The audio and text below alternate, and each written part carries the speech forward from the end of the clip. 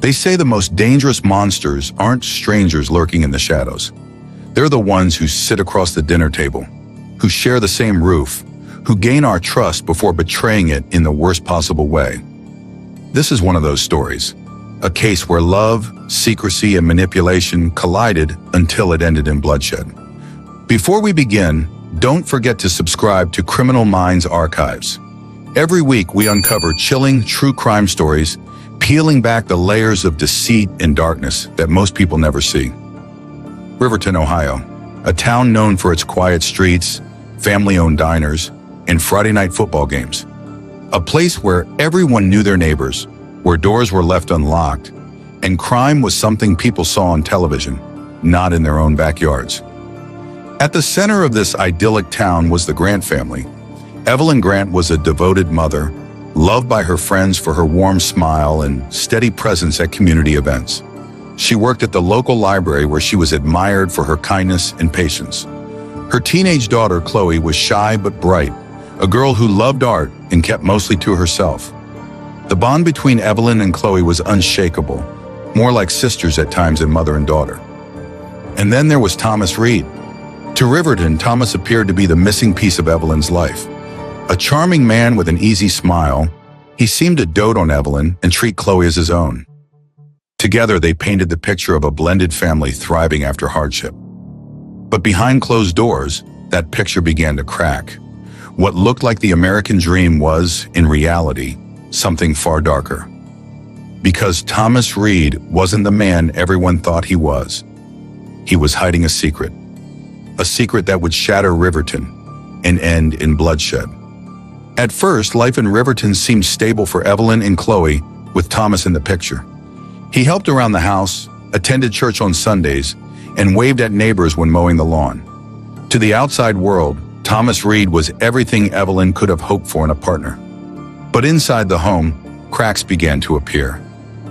Evelyn noticed that Thomas had a short temper. Small disagreements spiraled into shouting matches.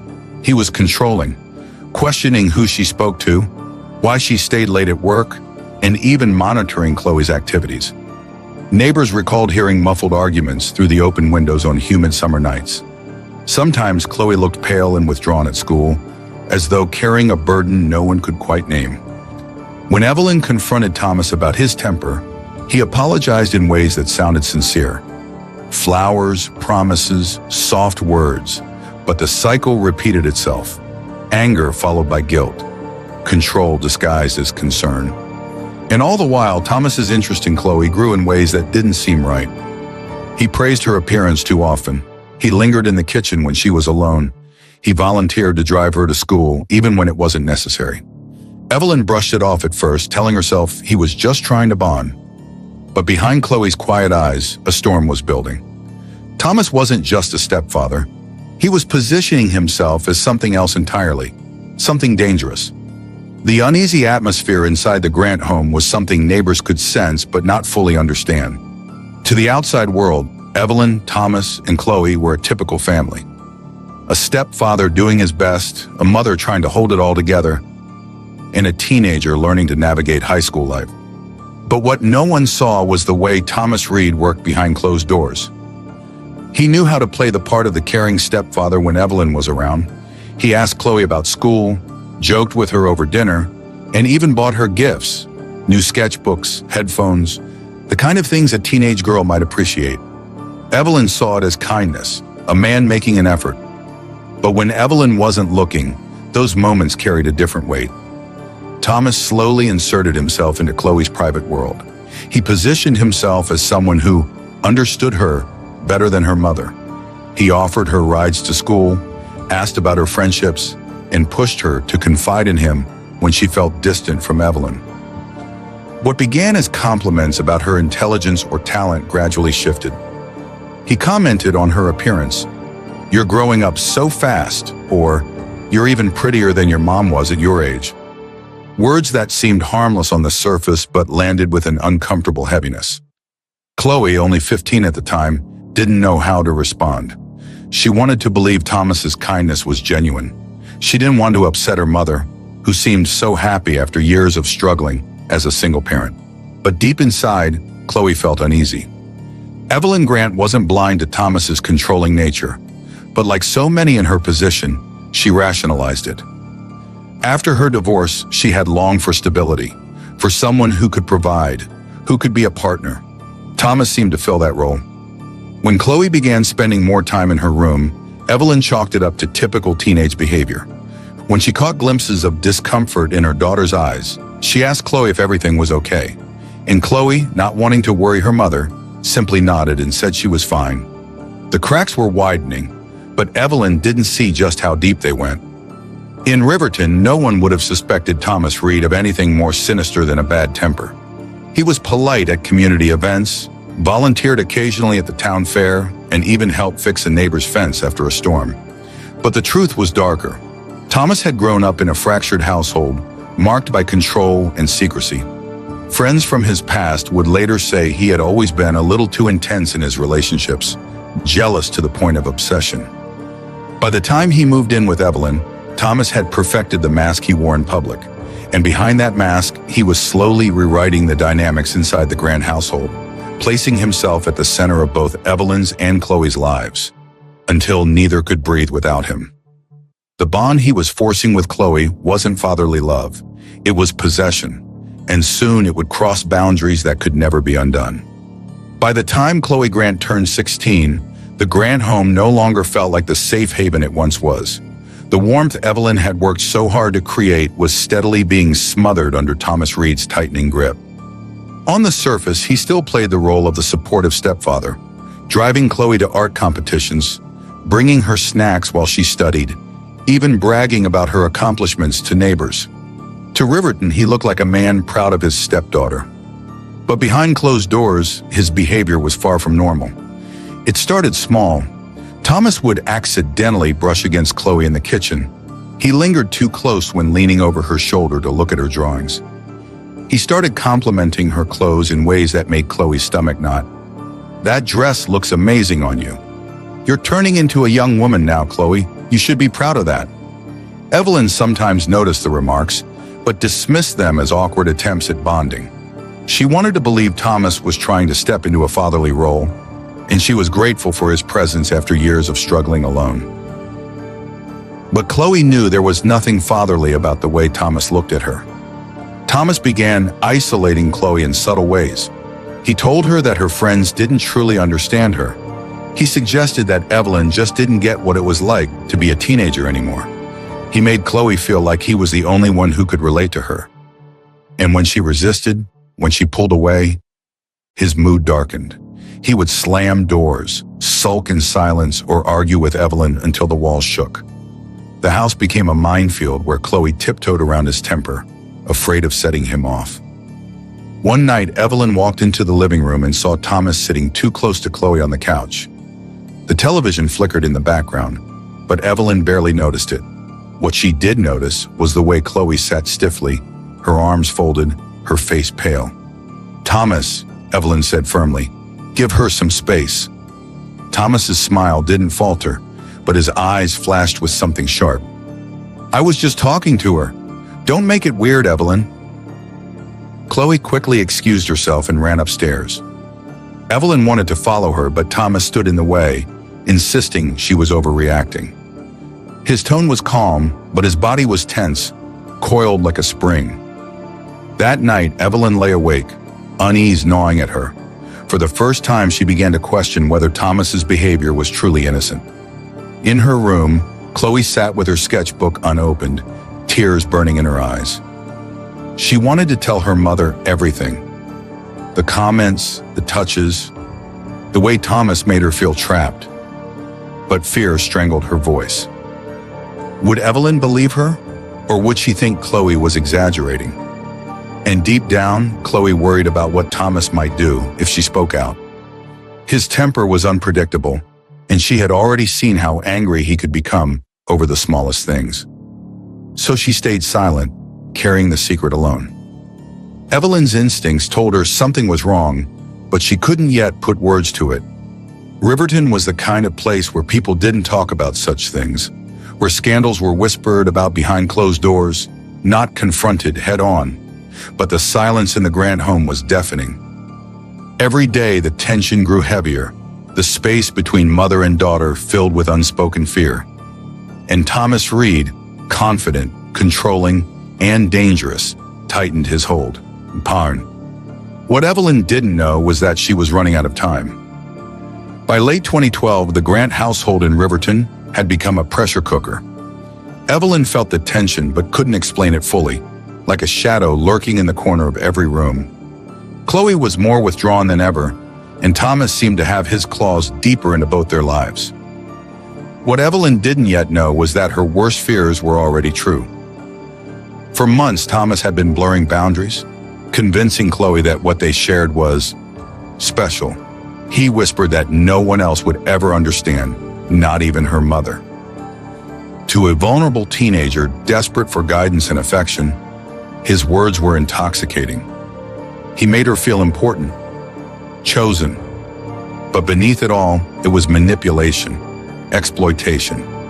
What Chloe thought was affection was control. What Thomas called love was obsession. Evelyn noticed changes she couldn't ignore. Chloe's grades plummeted. She quit her art club, stopped seeing her friends, and spent more time locked in her room. The once bright, hopeful girl seemed hollow. Then there were the arguments. Evelyn would come home from the library to hear raised voices, Chloe shouting, Thomas insisting she calm down or be respectful. But the arguments didn't sound like a father disciplining his daughter. They sounded personal. When Evelyn pressed Chloe afterward, she always said the same thing. It's nothing. Just leave it. But Evelyn couldn't leave it. A mother's intuition told her something was deeply wrong. One evening, Evelyn went into the kitchen for a glass of water. On the counter, she found Thomas's phone buzzing with notifications. She wasn't the kind of woman to snoop until she saw the name lighting up the screen. Chloe. Her hands shook as she opened the messages. What she saw made her blood run cold. Messages late at night. Thomas telling Chloe she was beautiful. Chloe pushing back, saying she didn't feel comfortable. Thomas pressing anyway, telling her she didn't understand what they had. Evelyn dropped the phone as if it burned her. For a long moment she stood frozen, her heart pounding so hard she could hear it in her ears. Everything she had ignored, everything she had rationalized, it all snapped into focus. That night, Evelyn waited until Chloe was asleep.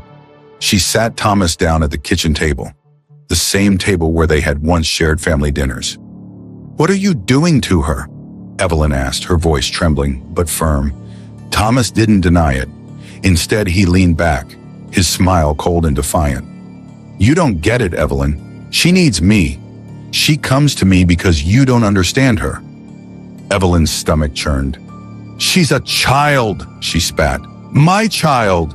Thomas slammed his fist on the table, making the glasses rattle. "She's not a child anymore. You need to stop getting in the way." For Evelyn, that moment was like watching a mask fall. The man she thought she knew was gone. In his place was someone dangerous, delusional, and unwilling to let go. The following days were a blur of tension and fear. Evelyn wanted to go to the police, but Chloe begged her not to. She was terrified of Thomas's temper, terrified of what he might do if they tried to leave. "I just wanted to stop," Chloe whispered one night, tears streaming down her face. "But if we go to the police, he'll kill us." Evelyn held her daughter close, vowing to protect her, but inside she felt trapped. Thomas had woven himself so deeply into their lives that escape seemed impossible. What neither Evelyn nor Chloe realized was that Thomas could sense their shift in behavior. He saw the way they avoided him, the whispered conversations, the lingering stares. And in Thomas Reed's twisted mind, if he couldn't have control, he would destroy everything. The storm was no longer brewing. It was about to break. The Grant home in Riverton had never been so quiet. Evelyn barely spoke to Thomas, avoiding him at meals and staying late at the library whenever she could. Chloe retreated almost entirely to her room, headphones on, sketchbook open, but pages left blank. It was as if the house itself held its breath, waiting for something to happen. And Thomas Reed felt it. For a man like Thomas, control wasn't just important, it was everything. He had built his relationship with Evelyn on dominance, disguised as protection, and he had manipulated Chloe with a mix of flattery and fear. But now both of them were slipping from his grasp. Evelyn's eyes carried suspicion instead of trust. Chloe avoided his presence whenever possible. Conversations at the dinner table, once tense but functional, had dissolved into silence. Thomas would pace the living room at night, muttering under his breath, convinced Evelyn was plotting against him. Sometimes he'd slam a cabinet door so hard the hinges rattled. Other times he'd sit in the dark, staring into nothing, his face unreadable. Evelyn knew she couldn't allow this to continue. After discovering the messages between Thomas and Chloe, she had made up her mind. He needed to be out of their lives for good. But how? Riverton was a small town. Everyone knew everyone. She feared that if she went straight to the police, Thomas might retaliate before they could intervene. She started quietly researching women's shelters, crisis hotlines, and legal options. She hid notes in the bottom drawer of her desk at the library, far from Thomas's reach. She thought she was being discreet, but Thomas was watching her more closely than she realized. One night, Evelyn sat on Chloe's bed, brushing strands of hair away from her daughter's face. The room smelled faintly of lavender lotion and pencil shavings. Chloe's sketchbook lay unopened on her lap. "Chloe," Evelyn whispered, "I know more than you think. You don't have to protect me anymore. You can tell me everything." At first, Chloe shook her head, tears filling her eyes, but the silence between them broke something inside her. She poured out the truth, the compliments, the unwanted touches, the way Thomas insisted their relationship was special. Evelyn's heart shattered with every word. She held Chloe as the girl sobbed, promising over and over that she would never let Thomas hurt her again. But Thomas was standing outside the door, listening. Later that night, Thomas cornered Evelyn in the kitchen. His face was red, his hands trembling with rage. "You turned her against me," he hissed. "You poisoned her mind. Do you know what you've done?" Evelyn's fear turned to fury. "What I've done? Thomas, you destroyed this family. You preyed on her. You manipulated her. You're sick." He slammed his fist against the counter, inches from her face. "She loves me.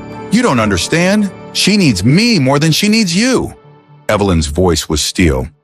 "If you don't leave this house, I will go to the police tomorrow." The words hung in the air like a challenge. Thomas's jaw clenched. His breathing grew heavy. And in that moment, Evelyn saw the truth. He would never leave willingly. The days that followed were unbearable. Evelyn made plans in secret, determined to get Chloe out of Riverton before Thomas could stop them. She contacted a shelter 2 towns over and arranged to leave the following weekend. But Thomas sensed it. He grew more erratic, checking Evelyn's phone, following her when she left the house, snapping at Chloe for the smallest things. On a rainy Friday evening, Evelyn whispered to Chloe, "Just one more day. Tomorrow we'll be free." But freedom was further away than they thought, because Thomas Reed was about to make his final move. The rain in Riverton fell heavy that Saturday night, tapping against the windows of the Grant home like a warning no one wanted to hear. Evelyn and Chloe were in Chloe's room, finalizing the details of their escape. Chloe had packed a small duffel bag, just the essentials, clothes, sketchbooks, and a framed photo of her and her mother from happier times. Tomorrow they would be gone. But Thomas Reed had already decided if they tried to leave, they would never make it out alive. Thomas spent the evening pacing the living room, the glow of the TV flickering against his tense silhouette. He hadn't eaten dinner. He hadn't spoken a word. The silence was suffocating, every second stretching longer than the last. Evelyn tried to mask her fear, moving through the motions as if nothing were wrong. She made tea, she tidied the kitchen, she pretended not to notice Thomas's eyes following her every move. But Chloe could feel it too, that something was coming. Her stomach twisted with dread. Around midnight, Thomas finally snapped. He stormed upstairs, his footsteps pounding like thunder. Evelyn and Chloe froze as he flung open Chloe's bedroom door. His eyes were wild, his voice trembling with rage. "You think you can leave me?" he spat. "You think you can run away and take her with you?" Evelyn stepped in front of Chloe, her arms spread protectively. "Thomas, this ends tonight. We're done living in fear. Tomorrow we're leaving, and there's nothing you can do to stop us." Her words, steady and sharp, sliced through the air. For a heartbeat, the house was silent, until Thomas lunged. He shoved Evelyn against the wall with such force the frame of Chloe's artwork crashed to the floor. Chloe screamed, trying to pull him away, but Thomas's strength was overwhelming. "You'll never take her from me," he roared, his hands closing around Evelyn's throat. Evelyn gasped for air, clawing at his arms, her face turning red. Chloe grabbed anything she could, a lamp, a book, her sketchbook, and hurled them at Thomas. But he didn't let go. His obsession had overtaken him. Desperate, Chloe sprinted to the kitchen and pulled open drawers until her hands closed around the handle of a kitchen knife. Her heart pounded as she ran back to the bedroom. Thomas had forced Evelyn to the ground, his knee pressing into her chest. Evelyn's eyes locked onto Chloe's, silently begging her to act. "Stop!" Chloe screamed, tears streaming down her face. "You're killing her!" But Thomas didn't stop. His grip only tightened. With a cry of pure terror and rage, Chloe rushed forward and plunged the knife into his side. Thomas's scream tore through the night. He staggered back, clutching his wound, eyes wide with shock. For a moment, the spell of his violence broke. Evelyn gasped for air, scrambling to her feet. But Thomas wasn't finished. Fueled by rage and adrenaline, he lunged at Chloe. Evelyn grabbed her daughter, pulling her away, but Thomas's hand caught Chloe's arm. The knife fell to the floor, slick with blood. The three of them struggled in the dimly lit bedroom, the storm outside rattling the windows as if the world itself bore witness. Another slash, another scream, and then suddenly Thomas collapsed. He hit the floor hard, blood pooling around him. His chest heaved once, twice, then stilled. For a long moment, Evelyn and Chloe stood frozen, their breaths ragged, their bodies trembling. The knife lay between them and Thomas's motionless body, crimson under the glow of the bedside lamp. The silence was deafening, broken only by Chloe's sobs.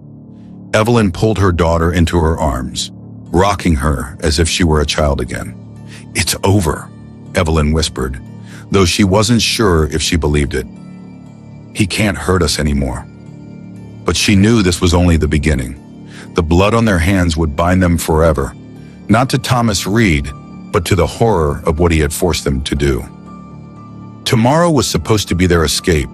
Instead, it had become their nightmare.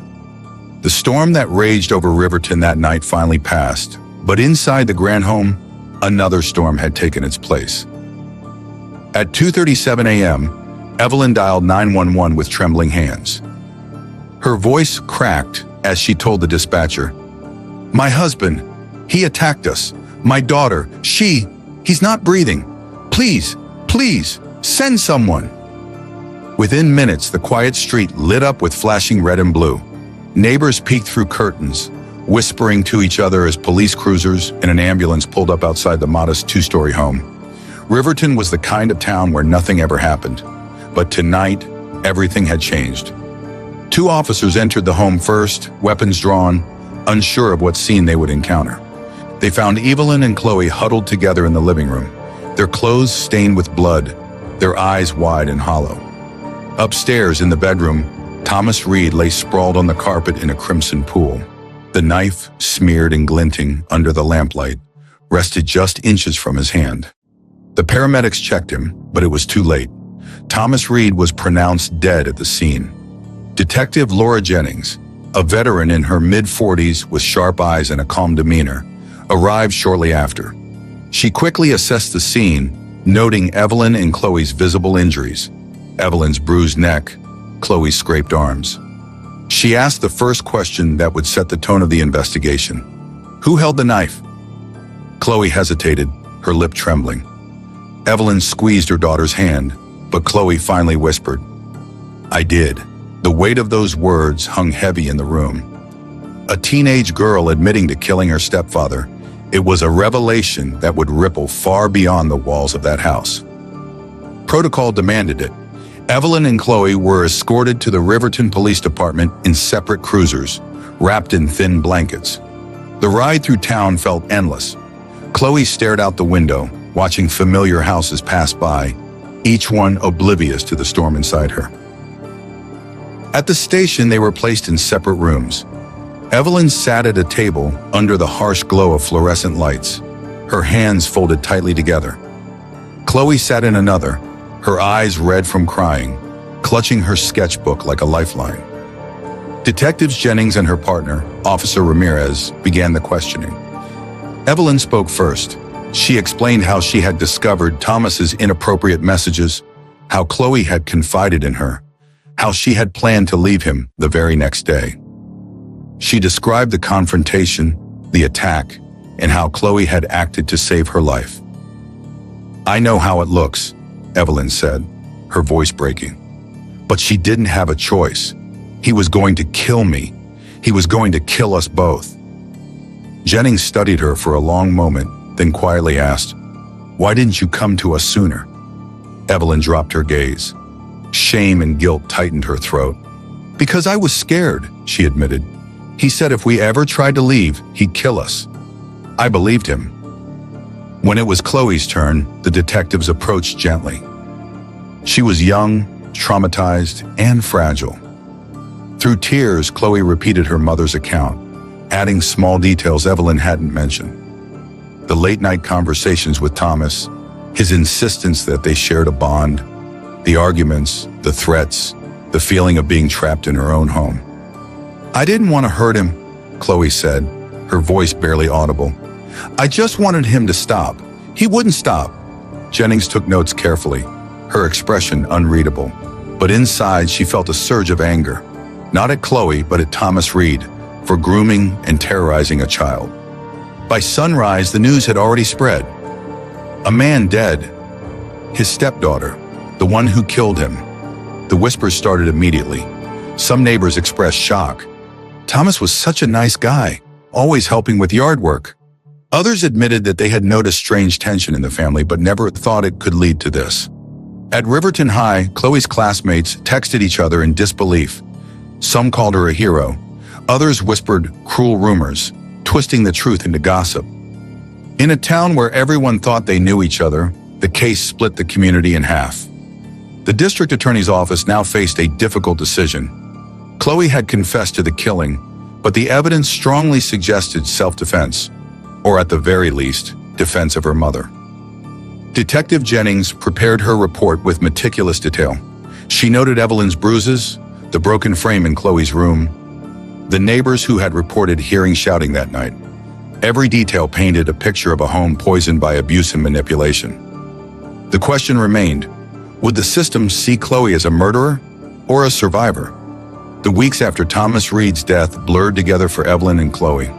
Their once quiet home or acknowledged the overwhelming evidence of self-defense and declined to prosecute. But the case was too high profile to simply dismiss. Headlines splashed across local newspapers. Teenage girl kills stepfather in midnight struggle. Justice or murder? Riverton demands answers. In the end, D.A. Gibbons made his decision. Chloe would be charged with second-degree manslaughter, but her defense would be allowed to argue self-defense in court. Evelyn hired attorney Margaret Cole, a seasoned defense lawyer known for her fierce advocacy in domestic abuse cases. Cole's approach was clear. This was not murder, it was survival. She built the case around three pillars: evidence of abuse, Evelyn's bruises, the broken objects in Chloe's room, and Thomas's threatening behavior, grooming patterns. Chloe's testimony about the inappropriate relationship Thomas tried to force, supported by the digital evidence Evelyn had discovered on his phone. Imminent danger. The fact that Evelyn was being strangled at the moment Chloe intervened. This child did not choose violence, Cole declared at a pretrial hearing. Violence chose her, and she saved her mother's life. The prosecution, led by Assistant DA Rachel Knox, took a colder stance. Knox didn't deny that Thomas Reed had been abusive, but she painted Chloe as unstable, a teenager who lashed out in fear and rage rather than reason. "This is a tragedy," Knox said, "but at the end of the day, a man is dead, We cannot excuse taking a life without examining the intent behind it. The battle lines were drawn. The trial began 3 months after the killing. The courthouse overflowed with spectators, reporters, and townsfolk eager for a glimpse of the girl who had shattered Riverton's sense of safety. Chloe sat silently beside her attorney, her hands clasped so tightly they trembled. She wore a simple black dress. Her eyes were downcast, as if she wanted to disappear into the floor. Evelyn sat behind her, watching protectively, willing her strength into her daughter. The prosecution called neighbors who testified to hearing shouting, but none had seen what happened inside the house. They called medical examiners who described Thomas's wounds in chilling detail. But the defense countered with its own witnesses. Evelyn took the stand, her voice shaking as she described the moment Thomas's hands closed around her throat. Chloe's teachers testified about her character: quiet, creative, a good student, not prone to violence. And then at last, Chloe herself took the stand.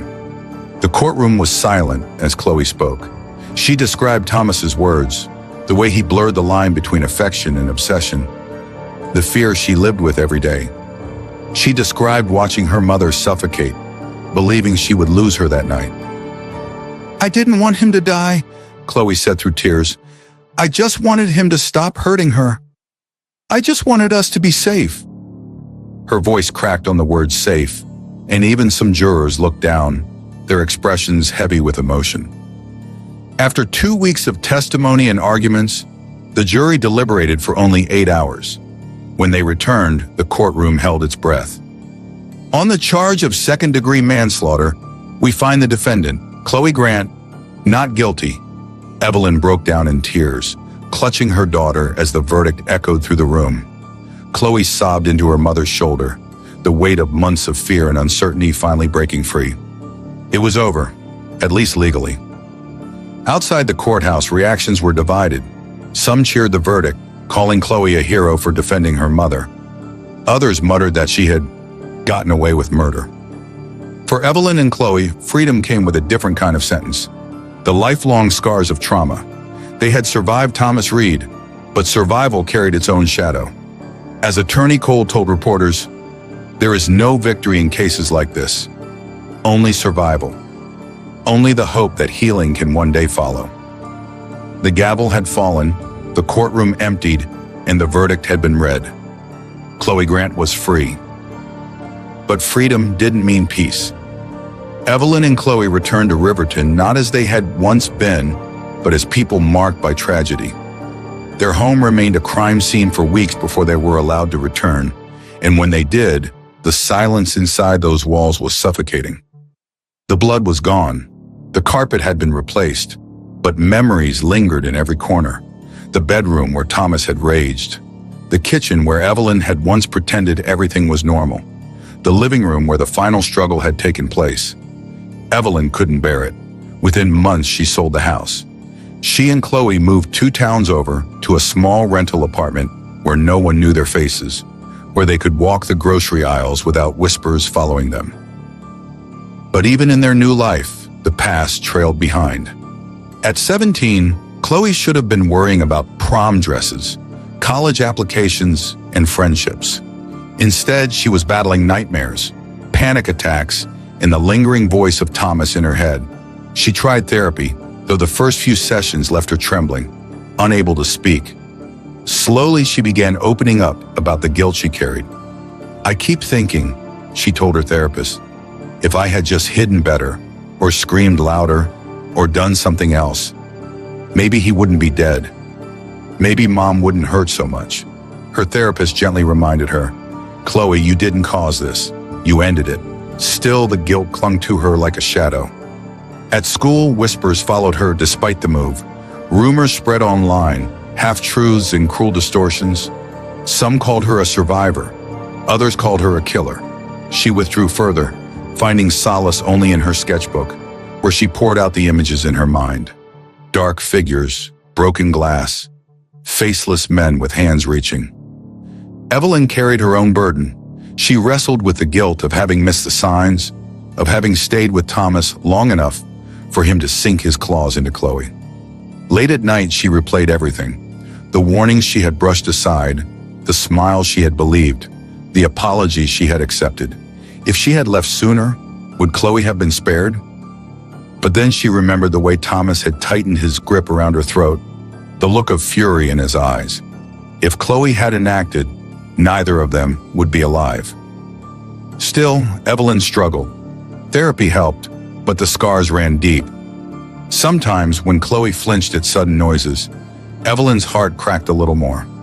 She longed to give her daughter a world free of fear, but she knew it would take years of work, and patience, and love. In Riverton, the case remained a ghost story.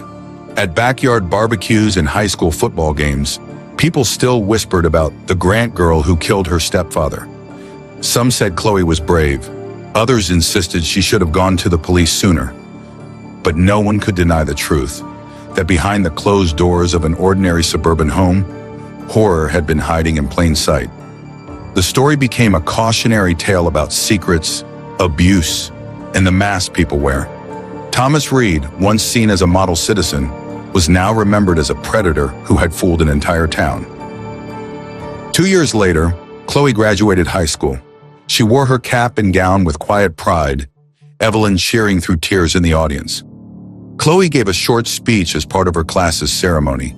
She didn't mention Thomas or the trial, but her words carried a deeper meaning to those who knew her past. Sometimes life gives us storms we don't think we can survive.